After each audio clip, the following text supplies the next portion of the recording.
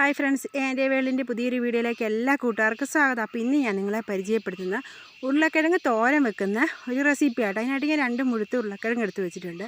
പിന്നെ ഒരു സബോള, പിന്നെ കുറച്ച് പച്ചമുളക്, കാന്താരി മുളകാട്ടോ എടുത്ത് വെച്ചിരിക്കുന്നത്. ഇനി നമുക്കിതിൻ്റെ തൊലിയൊക്കെ ചെത്തി ചെറുതായിട്ട് അരിഞ്ഞ് നമ്മൾ വെള്ളത്തിലേക്കാട്ടോ അരിഞ്ഞ് വെക്കുന്നത്. അപ്പോൾ നമുക്ക് അരിഞ്ഞതിന് ശേഷം കാണാം കേട്ടോ. പിന്നെ ഞാനിത് നമ്മുടെ ഉരുളക്കിഴങ്ങ് വൃത്തിയാക്കി അരിഞ്ഞെടുത്തിട്ടുണ്ട് കേട്ടോ. ഇതേപോലെ ചെറിയ കഷ്ണങ്ങളാക്കിയാണ് നമ്മൾ തോരൻ അരിയുന്നത്.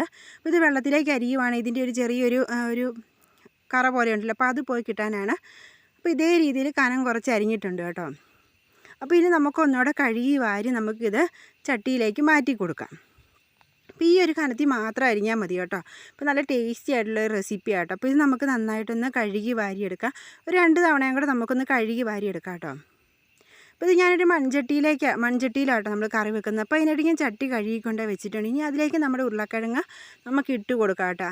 അതിനുശേഷം ഇതിലേക്ക് ഞാൻ സബോളയും കാന്താരി മുളകും കൂടെ അരിഞ്ഞിട്ട് കൊടുക്കുന്നു കേട്ടോ. നമുക്ക് പച്ചമുളക് വേണമെങ്കിൽ അതുണ്ടെങ്കിൽ അതിട്ട് കൊടുക്കാം കേട്ടോ. അപ്പോൾ എരിവിന് ആവശ്യമായിട്ടുള്ള മുളകാണ് ഞാൻ ചേർത്ത് കൊടുക്കുന്നത്.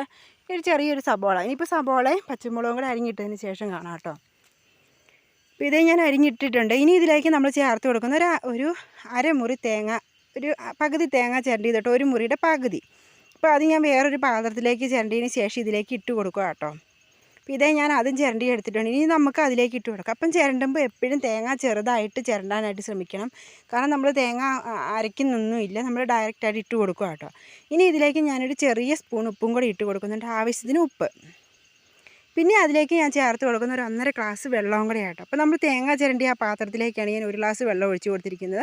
അപ്പോൾ 1 ഗ്ലാസ് വെള്ളം ഒഴിച്ച് കൊടുത്തു. ഇനി അതിലേക്ക് ഒരു 1/2 ഗ്ലാസും കൂടെ ഒഴിച്ച് കൊടുത്തതിന് ശേഷം നമുക്ക് മൂടി അടുപ്പത്ത് വെച്ച് കൊടുക്കാം കേട്ടോ. ഞാൻ വിറകടുപ്പിലാട്ടോ വേവിച്ചെടുക്കുന്നത്. അതുകൊണ്ട് കുറച്ച് സമയം എടുക്കും നമുക്കിത് വെന്ത് കിട്ടാനായിട്ട്. പക്ഷെ നന്നായിട്ട് വെന്ത് കിട്ടും കേട്ടോ. ഇപ്പം നമുക്ക് വെന്തതിന് ശേഷം കാണാം. ഇപ്പോൾ നമ്മുടെ തോരൻ നന്നായിട്ട് വെന്തിട്ടുണ്ട്. എന്നാൽ കുഴഞ്ഞു പോകാത്ത ഒരു രീതിയിലാട്ടോ ഇരിക്കുന്നത്, ഇതേ രീതിയിൽ. അപ്പോൾ നല്ല സൂപ്പർ ടേസ്റ്റി ആയിട്ടുള്ള റെസിപ്പിയാണ്. അപ്പോൾ എല്ലാവരും വീഡിയോ ഇഷ്ടമായാൽ ലൈക്കും കമൻറ്റും ഷെയറും ചെയ്യാൻ മറക്കരുത്. അതുപോലെ തന്നെ സബ്സ്ക്രൈബ് ചെയ്യുമ്പോൾ തൊട്ടടുത്തുള്ള ബെല്ലൈക്കൻ ഓൾ എന്ന ഓപ്ഷൻ പ്രസ് ചെയ്യാനും മറക്കരുത് കേട്ടോ. അപ്പോൾ നല്ലൊരു റെസിപ്പിയാണ്. നമുക്ക് തേങ്ങയൊന്നും ഒതുക്കാതെ നമുക്ക് വളരെ പെട്ടെന്ന് ചെയ്യാൻ പറ്റിയെടുക്കുന്ന ടേസ്റ്റി ആയിട്ടുള്ള റെസിപ്പി. അപ്പോൾ അടുത്ത ദിവസം മറ്റൊരു വീഡിയോ ആയിട്ട് വരുന്നവരെ എല്ലാവർക്കും ബൈ.